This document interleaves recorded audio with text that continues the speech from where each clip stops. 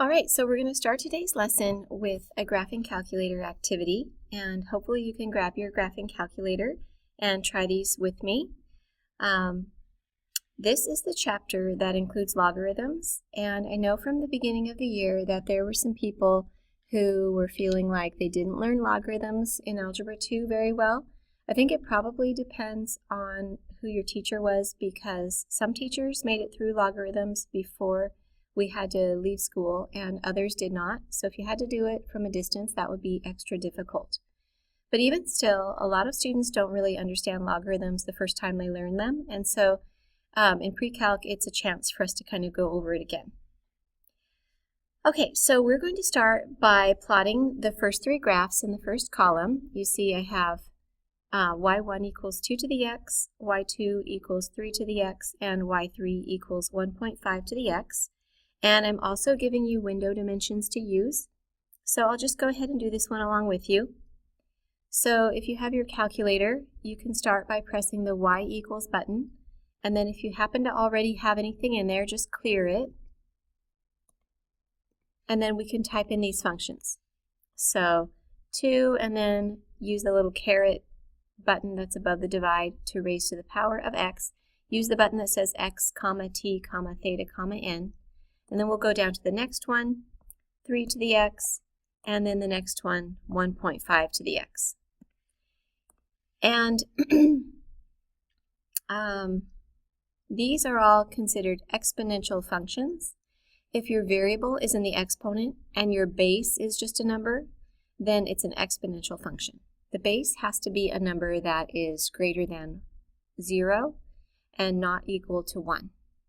Now let's put those window dimensions in there. So I'm going to press window, and then I'm going to change these numbers to -3 and 10 and -10 and 100. And it's not that these are the only numbers you could use, it's just that I decided ahead of time to set up a window that would look good for this particular set of graphs. Also, my calculator has different colors, and so you're going to see one graph in blue, one graph in red, and one graph in black. But if your calculator doesn't have different colors, I'll tell you what you can do to tell what's what. So now let's press graph. Okay, now if we press trace, you can see that the cursor is right now on the blue one, and the equation of the blue one is at the top of the calculator screen. So that's exponential growth. You see it going up.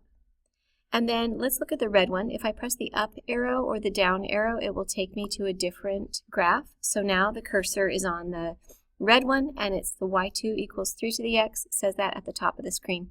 So even if yours aren't different colors, you can put your cursor on different graphs by using the up arrow or the down arrow, and then you'll see the equation at the top of the screen. So y equals 3 to the x is steeper than y equals 2 to the x. It grows faster. And then we have the black one, y equals 1.5 to the x, and it is less steep. So the smaller the number, the closer the base is to 1, if the base is a number greater than 1, the closer it is to 1, the less steep it will be. The farther it is from 1, the more steep it will be. Okay, so you're going to go ahead and go through that process with the second set of graphs and compare them. And then go through that process with the third set of graphs and compare them. Notice that for the third set of graphs, you need to find log base 2 of x. So some calculators don't have this if they're much older calculators, but the newer calculators do. So what you would do to find log base 2, let's say you're here in the y equals menu and you're ready to type in your new function. From here, you would press math, and then you would go down until you find log base, and then you press enter, and then you can put the base in there, and then you can put your x in there. Okay, so here's what we should see. We already looked at the first three. Those were exponential growth.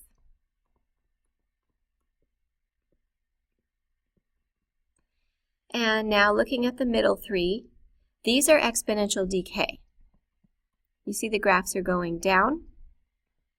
You can't see it very well, but here they're getting closer and closer to a height of 0. They're not actually reaching a height of 0, but we have a horizontal asymptote, y equals 0.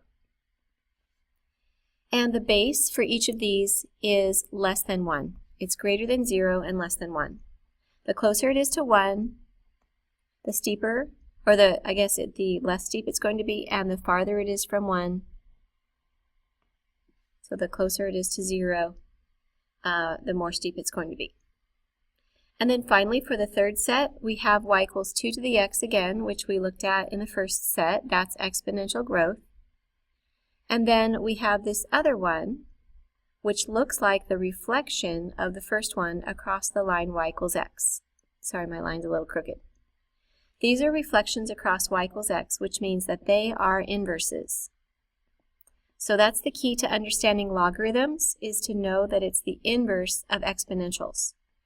So if it's the inverse, then the coordinates were switched. So the input and the output were switched. So in an exponential function, if you input the exponent, then in a logarithmic function, you actually output the exponent. So we'll get into that more a little bit. So for today's notes, we are on notes number 25. We're looking at two things. We're looking at the graphs of exponential and logarithmic functions, and we're also doing some very basic growth and decay applications. So it's great to be able to graph with a calculator. We did have to know kind of what window to use, so you do have to know some things about what you're graphing in order to do it well on a calculator. You also need to understand how to graph this by hand. So let's just do some simple ones. Y equals 2 to the x and y equals log base 2 of x. Let's start by finding some points to plot. So if x is 0, we have 2 to the 0, which is 1. If x is 1, 2 to the first is 2.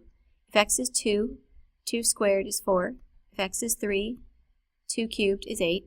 Let's do some negatives. If x is negative 1, 2 to the negative 1 is the same thing as 1/2. If x is negative 2, 2 to the negative 2 is the same thing as 1/4. So let's go ahead and plot these points.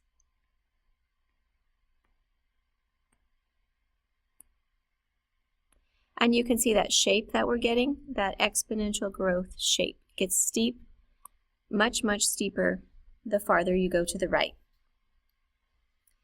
Okay, well, remember a minute ago when I told you that these were inverses of each other, y equals 2 to the x and y equals log base 2 of x. They both have a base of 2, notice. Base 2, base 2. They're inverses. And we saw that their graphs were reflections across the line y equals x. So because they're inverses, to get some ordered pairs to plot, we can go ahead and just switch the coordinates of the previous ordered pairs I listed.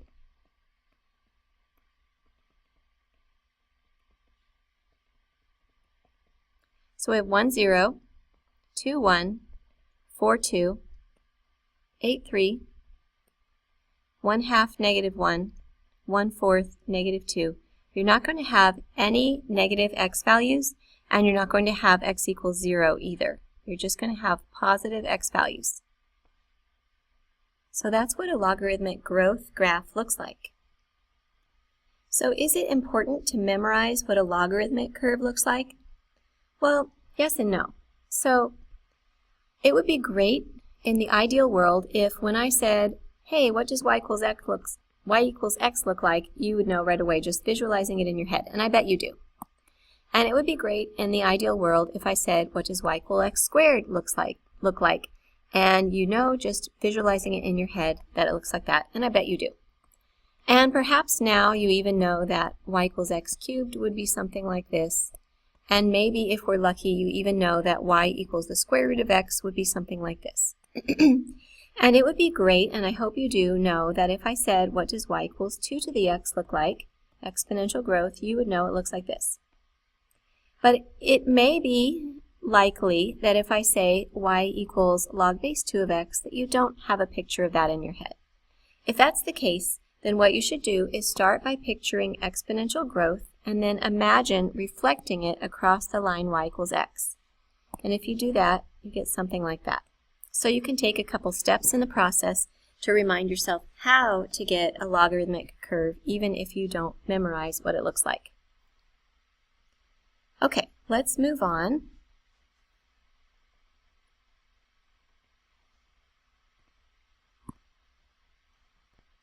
And let's do a graphing by hand example of exponential decay.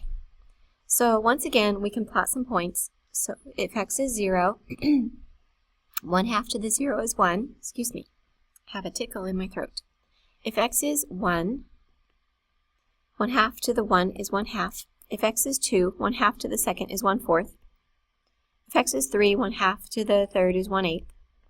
If x is -1, 1/2 to the negative first. The negative power means reciprocal, so 1/2 to the negative first is actually 2. If x is -2, we get 4, and if x is -3, we get 8, so we can plot these points. Notice that these points look like we took our exponential growth graph and reflected it across the y-axis. Essentially, that's true. And it would get closer and closer to a height of 0 without actually reaching it. So then if we want y equals log base 1/2 of x, it's going to be the inverse.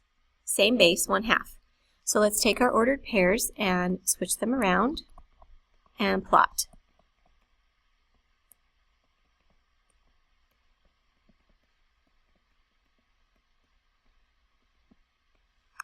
One 0, 1/2 1, 1/4 2, 1/8 3, 2 -1, 4 -2, 8 -3. So this is what logarithmic decay looks like. A logarithmic graph hugs the y-axis, or hugs a vertical line, whereas an exponential curve hugs a horizontal line. That's the asymptote that it's hugging, right? But when you have exponential decay, you have logarithmic decay. So it's going down, not up. So now that we've looked at some specific ones, let's generalize. So in general, if you have exponential growth, the equation will be of the form y equals a to the x, where a is greater than 1. It's going to look roughly like this. The domain is all real numbers. The range is 0 to infinity. Notice there are no negative y values, and y is not equal to 0. The y-intercept is the point 0, 1. You raise a base to the 0 power, you're going to get 1. And the asymptote is the horizontal line, y equals 0. If you have exponential decay, that means you have y equals a to the x, where a is between 0 and 1, so 1/2, 1/3, etc. That's going to look roughly like this, with a y-intercept still of 1, so that's the point 0, 1. The domain is still all real numbers, the range is still 0 to infinity, and the asymptote is still the line y equals 0. Okay, so let's contrast that with logarithmic growth and logarithmic decay. Remember that for inverses, we switch the domain and range. So let's switch the domain and range of this one up here and this one down here. So the domain of a logarithmic growth function is going to be 0 to infinity, and its range is going to be all real numbers. Remember that we switch the coordinates around, so instead of a y-intercept, we have an x-intercept, 1, 0. And because we change x and y around, instead of y equals 0, the asymptote is going to be x equals 0. So here's that asymptote. And the logarithmic growth graph looks like this, roughly. And it's going to be y equals log base a of x, where a is greater than 1. Similarly, we're going to find logarithmic decay by switching around the domain and the range of exponential decay. The y-intercept is going to be 1, 0. Excuse me, the x-intercept is going to be 1, 0. And the asymptote is going to be x equals 0, not y equals 0. So here's logarithmic decay in general. All right, and the equation would be y equals log base a of x, where a is between 0 and 1.